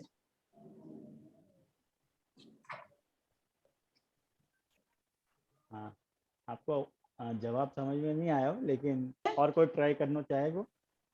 अस्पष्ट है। तेजल क्या बोल रही है? क्या कहना तेजल तेरे को? नहीं जी, मुझे कुछ ज्यादा इसमें मतलब मैं समझ नहीं पाई, मुझे समझ नहीं पाई है। डॉली क्या बोल रही है? जे वो क्या बोल रही थी वो मैं जरा ट्रांसलेट, कुछ समझ में मेरे को आया है तो मैं बताऊं। हाँ श्योर ना, तो बताओ ना। तो आपकी आवाज स्पष्ट नहीं थी, इसलिए दूसरे को पूछना पड़ रहा है। हाँ बोलो। हाँ तो वो मैं निशा बोल रही हूँ। तो वो ऐसे मीनाबेन वो ऐसा कर रही है कि भाई सूतक पिंड वो है तो वो तो टेम्पररी प्रतिबंध है, तो वो तो ऐसे ही उसके दिवस जब पूरे होंगे तब जाएंगे, लेकिन वो प्रतिबंध जो परमानेंट जो है तो हम कुछ भी जितना भी वो करे तो प्रयत्न करे तो भी निवृत्त नहीं होगा। तो फिर समझ लेना चाहिए कि ये भगवत प्रतिबंध है, क्योंकि हम उसका उपाय कर रहे हैं फिर भी वो प्रतिबंध निवृत्त नहीं होता है। नहीं नहीं निशा बहन, एक्चुअली सुनील भाई ये पूछना चाह रहे थे कि दुख को प्रतिकार ठाकुर जी कर रहे हैं, ये कैसे समझ में आ रहा है, राइट? हाँ यही हाँ, तो ना आपका प्रश्न सुनील भाई? हाँ हाँ आप तो मौन बैठे हो, मैं ही बोल रहा हूँ आपकी तरफ से। हाँ जी जी, म्यूट रखो तो। मतलब प्रतिकार ठाकुर जी कर रहे हैं, ये एक बात कैसे समझ में आ रहा है, ये प्रश्न तो ना आपको?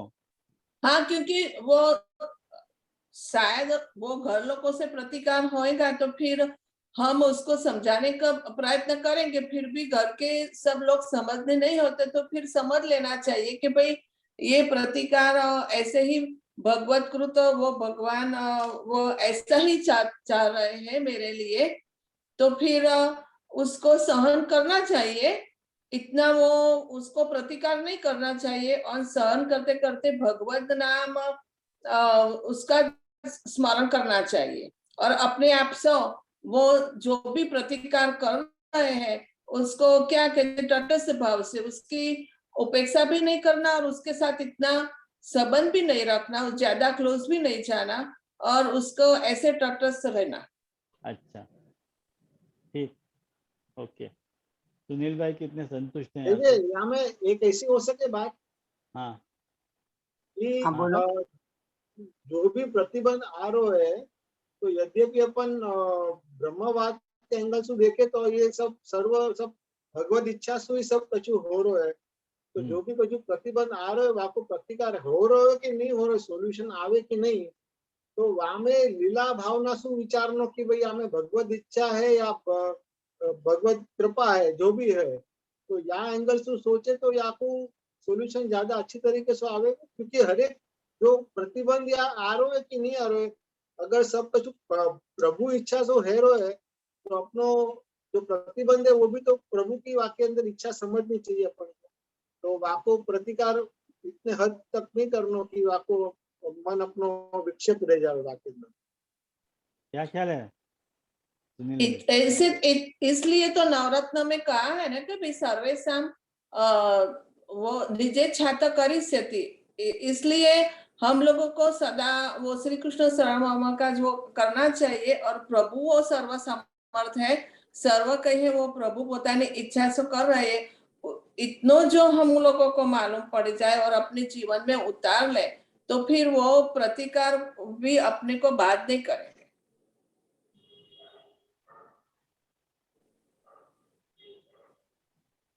हाँ सुनील भाई। हाँ बाबा, मेरी हाँ मेरा प्रश्न इस तरह का तो कि हमको समझो कोई प्रतिकार मिल रहा है दुख को, तो वो भगवत इच्छा से मिल रहा है कि नहीं मिल रहा है, वो कैसे मालूम पड़े? अरे सुनील बाप रे, भाई, अभी आप ये लोग ने भी अच्छा जवाब दियो, मैं आपके मुख से सुनना चाहता हूँ। मैं यूं कहूँ सुनील भाई कि जब अपन ठाकुर जी के शरणागत हो गए हैं, तब वहां तो अपनो फिर कर्म को तो कछु एंगल रहो ही नहीं कि अपने पूर्व कर्म को फल कछु मिल रहा है। अब तो जो कछु हो रहा है वो तो भगवत इच्छा से ही हो रहा है अपने जीवन में। देखो ऐसा है सुनील भाई, जिनने भी हाँ जवाब बाबा। दिए उनको सबन को जो है बहुत बहुत धन्यवाद। अच्छे जवाब दियो, अच्छो प्रयास कियो। लेकिन एक बात शांति चित्त से समझो यहाँ पे सुनील भाई, कि अपने दुख को जो भी प्रतिकार हो रहा है वो भगवान की तरफ से हो रहा है, ये कैसे मालूम पड़े? ये जो प्रश्न आप कर रहे हो ना, तो हाँ एक बात समझो कि अपने को दुख देने वालों भी वही है और दुख को प्रतिकार करने वालों भी वही है, और दूसरे बिल्कुल, की ताकत नहीं है कि अपने को दुख दे सके, करना है ना। बहुत सुंदर। या हाँ, वह अर्थ में अपन को ये समझना चाहिए कि भगवान के द्वारा ही आपको प्रतिकार हो रहा है, और दुख को जो प्रतिकार हो रहे है वो तो अपने को समझ में आ सके कि हाँ भाई ये मेरा दुख दूर हो रहा है। अपन खुद ही वक्त मूवमेंट पे अपने को ख्याल नहीं आता हो एक हाँ घड़ी, लेकिन बाद में शांति से अगर अपन सोचे ना तो अपने को ख्याल आवे कि हाँ इसे दुख को प्रतिकार हो रहा है। तो मुझे ये बात समझ में लेटेस्ट स्टेज पे आई, बाद में ये बात समझ में आया कि हाँ ये तो मेरे दुख को प्रतिकार होता। वक्त तो विद्रोह ही अपने को लग गया, वक्त नहीं आवे ध्यान, सीधी सी बात है। ठीक है ना? बिल्कुल, बहुत सुंदर। और कोई प्रश्न? हाँ हाँ, बोलिए। और एक प्रश्न है बाबा। हाँ एक मिनट लेते, ये एक इनको प्रश्न एक और। हेलो, सुनाई दे एक रहा मिनट सुनील भाई, एक और ये प्रश्न करो। हाँ है? सुनाई दे रहा है जी? हाँ आराम से। अच्छा,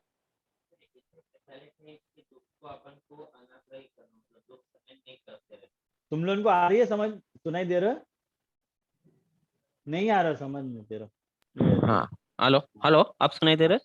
हाँ अब दे रहा। हाँ, अच्छा, जैसे इसमें पहले ऐसे कही कि दुख को अपन को अनाग्रही नहीं कर, मतलब बननो, मतलब आग्रह नहीं रखनो कि दुख सहन ही करनो।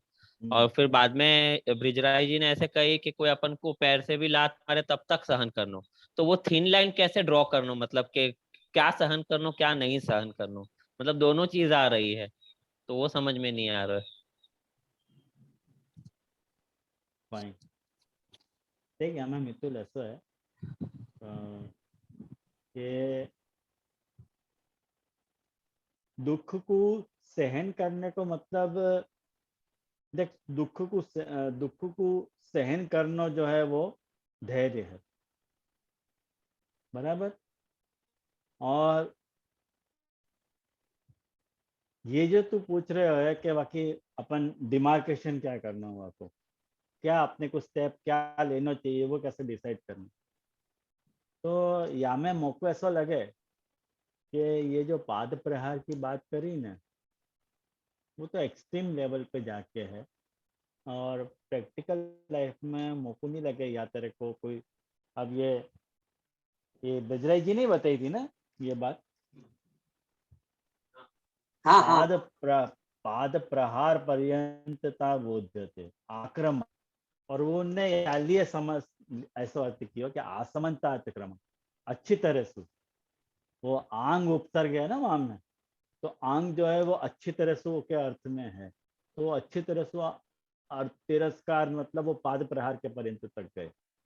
कहें कि मैंने यह बात का खुलासा देखो शुरुआत नहीं कर दिया था कि यहाँ पे कोई गांधीवाद को उपदेश नहीं दिए जा रहे, लेकिन विजय जी या को गांधीवाद के उपदेश तक ले जा रहे हैं ऐसा लग रहा है मेरे को, कि विजय जी या को अर्थघटनवाद तरह से कर रहे हैं। तो मुझे को लगे नहीं कि यह अर्थ में महाप्रभु जी ऐसा कह रहे होंगे कि दुख को प्रतिकार नहीं करना चाहिए, यूं अर्थ नहीं है। देखो प्रतिकार कोई ठाकुर जी सामने से नहीं करेगा, प्रतिकार कौन करेगा?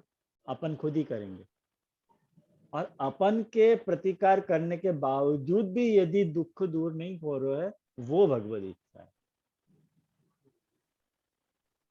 और वाकु अपन भगवत कृति मान रहे हैं। क्योंकि ठाकुर जी तो प्रकट होकर के दुख को प्रतिकार करने से रहे, यहाँ वो उपदेश नहीं है।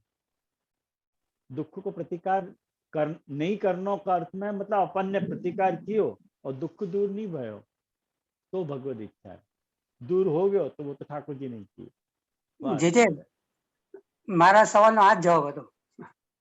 अच्छा अच्छा अच्छा, और याकू या में कोई को कुछ कहना है क्या? यही सुनना चाहता था कि ये ऐसे ऐसा सोच सके कि नहीं, आपने बहुत सुंदर बताया। हाँ बस यही बात है, यही बात आती है वहां में। और जी कोई जी को कुछ कहना है या में? जी जी इसमें ऐसे अर्थ ले जी जी धन्यवाद प्रणाम हाँ बोलूं हाँ मैं? हाँ जी बोलिए। इसमें ऐसे जैसे ले सके कि अगर वो अपने रिलेटेड है तो ज्यादा एक्सटेंट तक अपन सहन कर सके, पर अगर ठाकुर जी रिलेटेड है तो महाप्रभु जी के वचन के अनुसार उसको बाद में वो उसको आज्ञा को वहन करना चाहिए। समझा नहीं? मतलब सपोज कोई दुख ऐसो आ रहा है जो भगवत संबंधी दुख है, तो अपने को प्रयत्न करते रहना चाहिए कि वो दुख दूर होवे, पर अगर अपने रिलेटेड है तो जितना टॉलरेट कर सके उतना करना चाहिए। नहीं नहीं, कोई भी दुख है आपको प्रतिकार कर ही सके ना, चाहे वो आध्यात्मिक दुख हो, आदि भौतिक हो कि आदि दैविक हो, दुख को प्रतिकार तो करना चाहिए। पर जी लेकिन सहन देखो प्रतिकारो सिद्धश्चेत, प्रतिकारो यदृच्छात सिद्धश्चेत नाग्रही भवे, प्रतिकार करने के बावजूद भी यदि दुख दूर नहीं होता है तब अपन को भगवत इच्छा माननी चाहिए कि ठाकुर जी वो अपना प्रतिकार मतलब दुख दूर नहीं करवाना चाह रहे हैं। बाकी चाहे वो आदि भौतिक हो कि आध्यात्मिक हो कि आदि दैविक हो, दुख तो अपने को दूर करने को प्रतिकार तो अपने को करना ही चाहिए। बराबर तो ये है मतलब। ये जो गोविंद बोल रहे हो ना, वाको शायद मैं ऐसा समझ रहा हूँ कि जो कंट्रोलेबल है, जो चीज अपने हाथ में है, जिसको अपन दूर कर सके, वो उसको तो अपन प्रयत्न कर सके, पर कछु कुछ ऐसा अनकंट्रोलेबल है जो अपने हाथ में नहीं है, तो वहां पर फिर अपन को ये सहन करके मानना चाहिए कि ये भगवत इच्छा रहेगी, या वैसे शायद वो बोल रहे हो। हाँ वही गोविंद वहां अर्थ में यदि बोल रहे हो तो गोविंद बराबर है। बाकी दुख तो तीनों प्रकार के दुखन को दूर करने का उपक्रम तो अपने को करना ही चाहिए। क्यों व्यर्थ में खाली पीली सहन करें भाई क्यों सहन करें दुख? अपन कोई कुंती थोड़ी है, अपन कोई मर्यादा मान के भक्त नहीं है। दुखी व्यक्ति सेवा कैसे करेगा? सही बात है। दुखी और व्यक्ति को सेवा में मन लगेगा कभी? एक जरा सा क्लेश हो ना गोविंद, हस्बैंड एंड वाइफ के क्लेश की बात करूंगा तो को, या परिवार में भी कोई एक दूसरे के प्रति जरा सो भी अलगा हो तो सबसे पहले आपको जो रिएक्शन है सेवा में मन नहीं लगे। एक सीधो सूत्र को उदाहरण बताऊं, सबसे आपको फर्स्ट रिएक्शन ये है, कोई भाई से अनबन हो गई, बहन से अनबन हो गई, माँ से अनबन हो गई, कोई भी बात पे बहस हो गई, तो आपको फर्स्ट रिएक्शन है कि सेवा में मन नहीं लगेगा, वो सेवा क्रियावत हो जाए, रोज जैसे लगता तो वैसे नहीं लगे। सही बात है। तो काहे तो सहन कर रहे हैं भाई अपन, दुख का प्रतिकार तो करना ही चाहिए। हाँ व्यर्थ की बहसबाजी नहीं करनी चाहिए। वो जाको अपन आर्ग्यूमेंट कहवा ना तर्कबाजी वो नहीं करनी चाहिए। और यदि अपन अपने आप को मान रहे हैं कि मेरी कोई गलती नहीं है, तो काय को दुख सहन करें भाई, काय को तिरस्कार सहन करें। लेकिन कहने के लिए बता के रखो है कि आक्रमण सहित असमनता। मान लो कोई ने ऐसे तुमको कह दिया हो, तो वाको भी एक बार पी जाओ गुस्सा यूं, तो वाकई बहुत बड़े फायदा भी हैं। अभी मैं उन टॉपिक पे डिस्कस करना चाह रहा हूँ, जैसे ये पूछी थी अभी मित्रों ने पाद प्रहार की बात, तो होवे ऐसो भी होवे, पाद प्रहार भी होवे। आदमी वह हद तक टॉलरेट करे पाद प्रहार होवे तक। वाकई भी कुछ सर्कमस्टेंसेस हैं ऐसे कि पाद प्रहार होवे तब तक भी वो आदमी सहन करे। लेकिन कौन सी स्थिति में वो पाद प्रहार के आक्रमण को सहन कर रहा है, वाकई कुछ अपने संदर्भ है। वो मैं अभी वह संदर्भ को डिस्कस नहीं करना चाह रहा हूँ, लेकिन है ऐसे संदर्भ। तो कहीं कि जब आचार्य को कोई भी बात कहनी हो तो अपने पूरे संदर्भ के साथ वो बात कहवे ना, वो आधी अधूरी बात तो कहवे नहीं। बात वो आपको सब प्रोज एंड कॉन्स विचार के ही पूरी बात कवर अप करके वाकू कहनी हो है। यानी वह पॉइंट को भी रखो है, यानी अपन यूं नहीं कह सकते कि ये पॉइंट जो है मिथ्या है। पाद प्रहार वालों के टीकाकार को उल्लेख कर रहे हैं, तो वाका कुछ न कुछ स्वारस्य तो हो गई और है भी। लेकिन अभी मैं आपको डिस्कस नहीं करना चाह रहा हूँ, अभी वैसे भी लेट हो गया अपने को वैसे भी बहुत। लेकिन कभी ऐसा मौका मिला तो वो वाली बात भी जरूर आपको लोगों को बताऊंगा, मेरे दिमाग में है वो बात। ठीक है ना? उमंग कोई बहुत गंभीरता से सोच रहे लग रहा है कुछ। आपने पकड़ लियो मुझको। हाँ, कुछ तो मन में चल रहे थे। नहीं, वो एक्चुअली सुनील भाई को जो प्रश्न था ना वो मुझको आंसर करना था, पर क्योंकि मैंने ऐसे समझियो तो कि उनको जो प्रश्न तो वो वार रिलेशन में हतो कि जहाँ ब्रजराज जी ऐसे आज्ञा कर रहे हैं कि जब ये सहन करने के साथ साथ ऐसे प्रतिकार तो आप कर सको अगर वो ठाकुर जी की इच्छा तो, पर उनको जो प्रश्न वहां से आ रहा था वहां से मैं वो यूं समझ रहा था कि जब भी ब्रजराज जी ऐसे कह रहे हैं कि खुद करोगे तो ठाकुर जी बुरो भी मान सके है, ये जो पार्ट आई ना लास्ट लाइन, तो वो खुद करोगे तो वो समझ में, मतलब मैं वहां से प्रश्न निकाल रहा था कि अच्छा उनको प्रश्न शायद यहाँ से आया होगा कि ठाकुर जी की इच्छा जाननी कैसे है, क्योंकि ठाकुर जी की इच्छा जाने बगैर अगर हमने प्रतिकार कर तो ठाकुर जी को बुरो लग सके। तो वो पार्ट मैं सोच रहा था। और वासु में आपको जो आपसे मैंने पुराना प्रश्न पूछा तो मनोरथ के बारे में कि ठाकुर जी की वो विनती आशय की बात, तो तब आपने एक जो विधान दे दियो तो कि अगर आपको कोई भी प्रकार की इच्छा ठाकुर जी की कल्मिनेटिंग इन सेवा या ठाकुर जी को सुख हो रहा है तो आपको फॉलो करना, तो मैं वो विधान पकड़ के आगे हमें फिट करने की कोशिश कर रहा हूँ। सही बात है। तो और बाद में ये प्रश्न आ ही गयो जहाँ में अभी मित्तू भाई ने या कोई, हाँ प्रियेश भाई ने ये बात कही कि जहां तक ठाकुर जी की सेवा में आवे है तब ठाकुर जी की सेवा को दुख को परिहार करने की ज्यादा कोशिश करवे की कि प्रतिकार आप कर सको, वो खुद को तो बाद में देखो जाएगा। तो वो सब एक साथ घूम रहे थे यहाँ लिए थोड़ा। नहीं सही बात है, लेकिन बहुत अच्छा हेल्दी डिस्कशन भयो। और एक पूछना तो यहाँ में बाबा। हाँ पूछना भाई।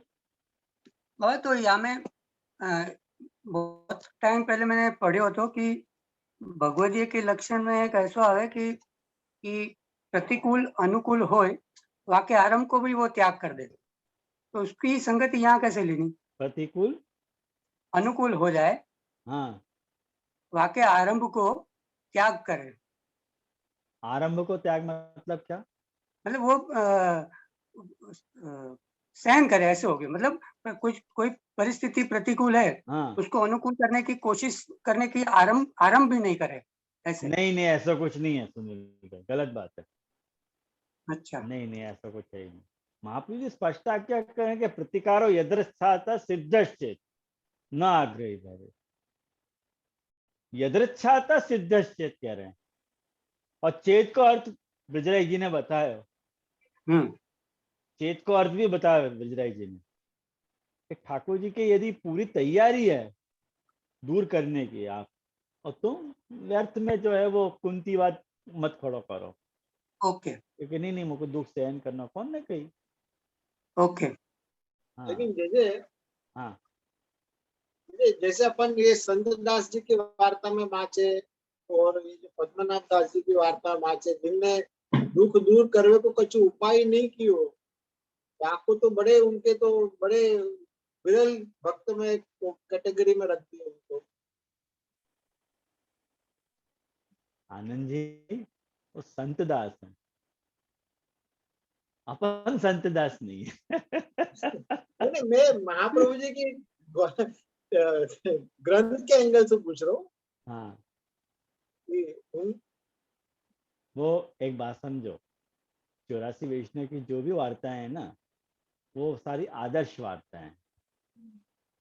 उनमें धैर्य कौन से पराकाष्ठा होना चाहिए, वो ये जो पूछ रहे होते ना मितुल, पद प्रहार पर्यंत तक की वातक के मापे हैं। और ये पद प्रहार जो है, एक बात समझो कि पैरसू लात मारे वाह अर्थ में नहीं है हो। जैसे वाणीसु जो तिरस्कार है ना, वो भी पद प्रहार ही है।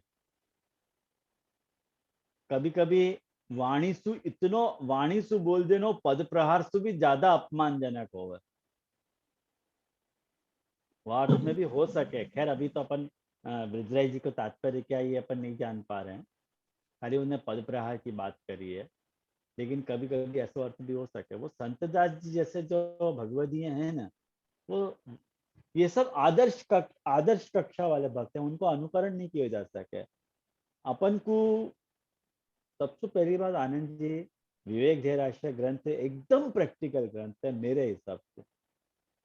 या में जीवसु जो भी हो सके ना, महाप्रभु जी वही को उपदेश करना चाह रहे। अब देखो व्यर्थ को जो है कुंतीवाद महाप्रभु जी प्रमोट नहीं कर रहे हैं हमें, आपने देखे होगा। नहीं तो महाप्रभु जी चाहते थे तो भक्तपने की बात कर सकते थे। देखो जाए तो एकदम विपरीत उपदेश है कि तुम भक्त को सहन नहीं करना सिखा रहे हो, अनाग्रह सिखा रहे हो, सहन नहीं करना सिखा रहे हो। ये उपदेश है कि अनुपदेश होना चाहिए? अनुपदेश होना चाहिए वैसा भी। लेकिन महाप्रभु जी देखो व्यर्थ को जो है कुंतीवाद नहीं बनाना चाह रहे हैं, यहाँ पे एकदम प्रैक्टिकल रहना चाह रहे हैं महाप्रभु जी के। नहीं कुछ भी और नहीं, एकदम प्रैक्टिकल रहो भाई। आज अपन इम्प्रैक्टिकल हो रहे हैं अपने पुष्टि जीवन की लाइफ में। महाप्रभु जी बहुत अपने को प्रैक्टिकल रहना सिखा रहे हैं कि व्यर्थ के ऐसे खड़े मत करो तू कि भाई जान करके मुझको दुख आने दो। नहीं कुछ भी नहीं, दुख जा रहे तो जाने दो। आयातम आयांतम अपेक्षिणम गतंच गच्छन्तम उपेक्षिणम अलम वृथा खेदनम मोदनाभ्याम यो ही अस्मदीयश्च नहीं तत्सर्वेशम। जो अपनो ही रहेगो, जो दूसरे को है दूसरे को रहेगो। जो आ रहे वह को आने दो, जो जा रहे वह को जाने दो। या तरह का अप्रोच महाप्रभु जी बता रहे हैं। तो संतदास की वार्ता को स्मरण करके दुखी होने की जरूरत नहीं है। मैं ये कह रहा हूं अपन क्या है, कैसे हैं, अपन कैसे जी पा रहे हैं, अपन कैसे कोप अप कर रहे हैं। अपन अपने पैर देखो और अपनी चादर देखो, बस इतनी बात मैं कह रहा हूं। और यही प्रैक्टिकल उपदेश महाप्रभु जी को है। महाप्रभु जी एकदम प्रैक्टिकल उपदेश दे रहे हैं, ख्याल में आया ना। तो पुष्टि जीव कैसे सरलता से रह सके अपने जीवन में, वाको उपदेश ये विवेक धैर्य आश्रय है। मेरे हिसाब से विवेक धैर्य आश्रय दी बेस्ट है, बहुत सुंदर ग्रंथ है विवेक धैर्य आश्रय। छोटी छोटी बातों को कवर किए गया है यहाँ में। तो आज अपन यहाँ रखें, और बहुत सुंदर, बहुत आनंद आया। और एक बात थी बाबा। हाँ बोलो बाबा, इसका जवाब आप बाद में भी दे दो क्योंकि बहुत देर हो गई है। ये हाँ। धैर्य में आपने व्रजराज जी की टीका में बताई कि धैर्य की परीक्षा ठाकुर जी जब करे तो उसको ऐसे बताए कि साक्षात स्वरूपात्मक आश्रय दानार्थमेव धैर्य परीक्षा क्रियते। तो ये इसको अर्थ आपने बताया होगा लेकिन मेरे ध्यान में नहीं आया तो नहीं बताया होगा। तो ये बाद में आ जाएगा तो फिर बाद में बताइए। नहीं स्वरूपात्मक कहाँ है पंक्ति हो? ये 6ठे श्लोक की ब्रजराज जी की टीका में लास्ट से 4थी लाइन, 5वीं लाइन। 6ठे श्लोक की हाँ, के 7वें श्लोक की? 6ठे श्लोक की। आपने जो पीडीएफ भेजी उसमें 47 नंबर का पेज है।